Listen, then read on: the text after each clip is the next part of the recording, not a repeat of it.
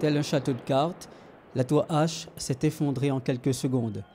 La tour H, c'était ce bâtiment de 18 étages, construit en 1962 pour accueillir les rapatriés d'Algérie. Avec sa disparition, c'est une page de l'histoire du petit bar qui se tourne. Je suis arrivée dans le quartier en 1971.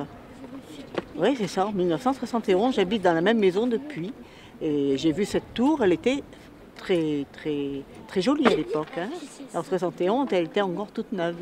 Et elle avait beaucoup de monde dedans. C'était un quartier assez agréable à cette époque-là. Hein. Il y avait de la verdure, il y avait des fleurs, c'était bien entretenu. J'habite là depuis, ça fait 14 ans, ouais, que je suis ici, 14 ans.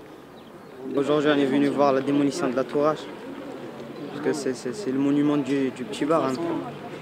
Ça représente le quartier. L'édifice abritait 113 logements qui étaient devenus vétustes depuis plusieurs années. En 2004, la ville de Montpellier et l'État se sont engagés à rénover le quartier du Petit Bar dans le cadre de l'ANRU.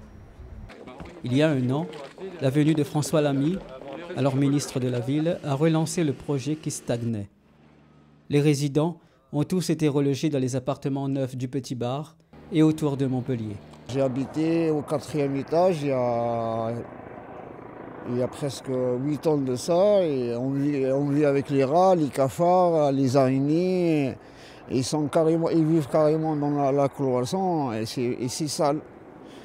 Il y a 18 étages, et sur 18 étages, il doit y avoir peut-être 1 ou 2 extincteurs. Alors vous imaginez s'il y a un incendie. Tout a commencé dès 7 h du matin. Un périmètre de sécurité de 200 mètres autour du bâtiment était observé. Tous les habitants proches, soit plus de 2000 personnes, étaient évacués. Les services de secours tenus en alerte.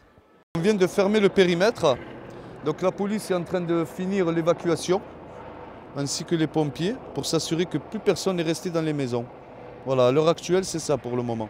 On a un hélicoptère qui est en train de tourner en haut aussi avec une caméra thermique, aussi pour s'assurer qu'on n'a plus personne, ne serait-ce dans les logements, dans les parties communes, dans les caves. Chaque habitant recensé recevait un bracelet vert, signe de leur identification. Toutes les personnes qui sortent, on les pointe pour savoir le nombre de personnes qui habitaient leur logement et pour s'assurer que tout le monde est dehors. On préfère ne pas prendre de risques et laisser les gens à l'intérieur, on ne sait jamais.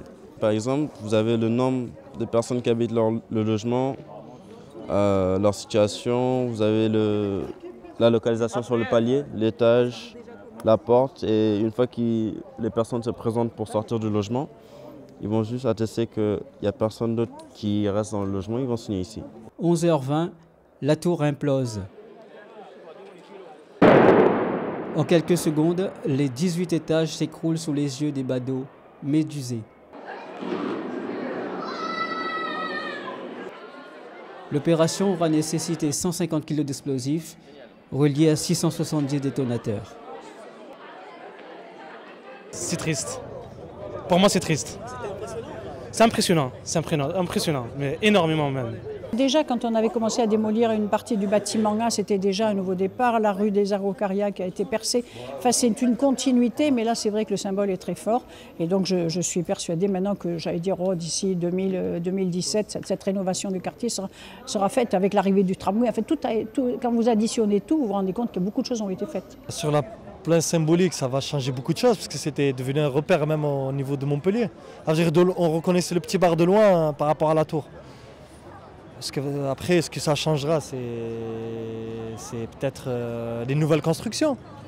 Mais ce n'est pas de ça qu'on attend. Nous, on attend la construction d'un vrai projet pour les habitants. Ça veut dire dans son ensemble, prendre en considération les gens qui vivent dans ce quartier, faire un travail sur l'emploi, sur le manque de logement dans le cadre du droit commun, etc., etc., etc. Les choses sont comme elles sont, voilà. C'est sûr qu'il fallait faire quelque chose, c'est sûr qu'il fallait que ça disparaisse. Ça disparaît, c'est bien. C'est pas facile à vivre, c'est plein de poussière, mais non, je n'ai pas de nostalgie. Est-ce que ça va changer? Ils ont dit qu'ils allaient mettre un immeuble de 6 étages. Après, bon, je sais pas ce que ça va changer. Je sais pas.